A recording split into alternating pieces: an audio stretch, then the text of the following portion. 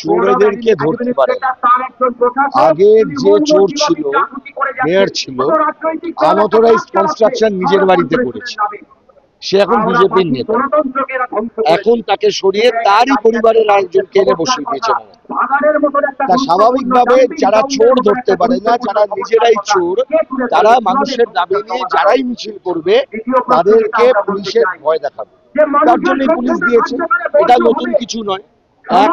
দুই নম্বর, খুব পরিষ্কার কথা, আমরা এখানে এসেছি আমাদের যে দাবি সেই দাবিটা করবার জন্য। আমরা জানি এই দাবি তৃণমূল পৌরসভা কোনোদিন মানবে, কারণ তাদের পক্ষে এটা মানা সম্ভব নয়। যদি তারা মানত তাহলে আগের বামফ্রন্টের পুর বোর্ডের সময় করা যে সিদ্ধান্ত অনুযায়ী বেলগাছিয়া ভাগাড়কে স্থানান্তরকরণ করা, বিদ্যুৎ তৈরি করা জঞ্জাল থেকে ওয়েস্ট টু ওয়েলথ তৈরি করা, তার দিকে নজর দিত। আজকে এত বছর হাওড়ায় সময় কেটে গেল, আপনি একটা স্বাভাবিক প্রশ্ন আপনি বলুন তো, যে হাওড়ায় গত 12-14 বছরে জনসংখ্যা বেড়েছে না কমছে? জনসংখ্যা বেড়েছে। তাহলে জনসংখ্যা বাড়লে রাস্তা তৈরি করতে হতো না করে? তাহলে ওই ভাগাড়ের যা ক্যাপাসিটি ছিল 2005-06, আজকে কি সেই ক্যাপাসিটি রাখার ক্ষমতা আছে? একই বর্জ্য হবে? হবে না। তাহলে এই নিয়ে পরিকল্পনার দরকার ছিল। পরিকল্পনার দরকার মানে একটু ইঞ্জিনিয়ারদের কথা শুনতে হবে, একটু লেখাপড়া জানা লোকের কথা শুনতে হবে। কাউন্সিলররা যদি মনে করেন, প্রাক্তন কাউন্সিলররা আমরা ইঞ্জিনিয়ার হয়ে গেছি, হবে।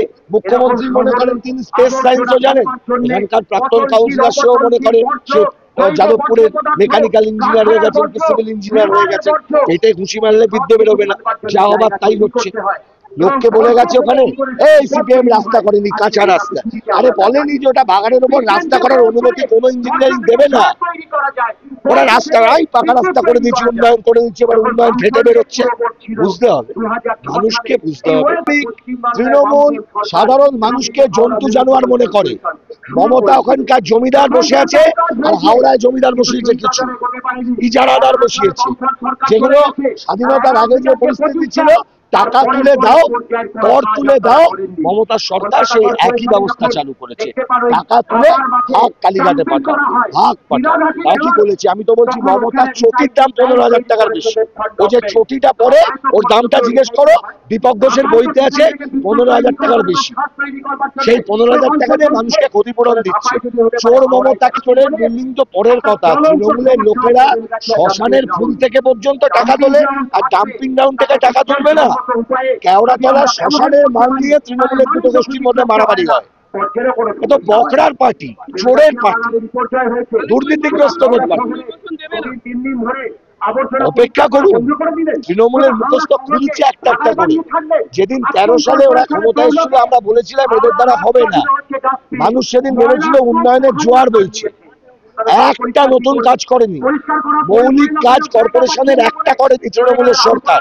তৃণমূলের পুরো বোর্ড উপরন্ত হাওড়ায় 18 থেকে 25 অব্দি ভোট করাতে পারছে না, ভোট হয়নি।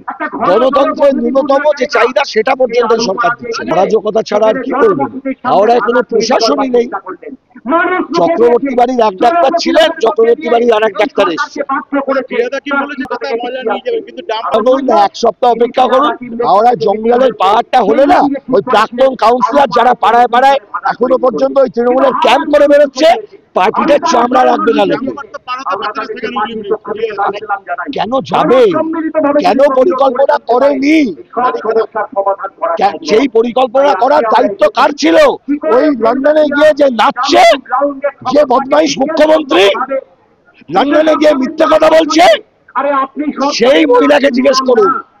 আজকে এই রাজ্যের অবস্থার জন্য দায়ী ওই মুখ্যমন্ত্রী, একটা ওয়ার্কলেস জেনারেশনের কিছু লোক যারা দালালি করে গেছে, যারা ভবিষ্যৎ প্রজন্মের কথা ভাবেনি। আজকে হাওড়ার যে অবস্থা, পৃথিবীর দূষিততম শহরগুলোর মধ্যে একটা।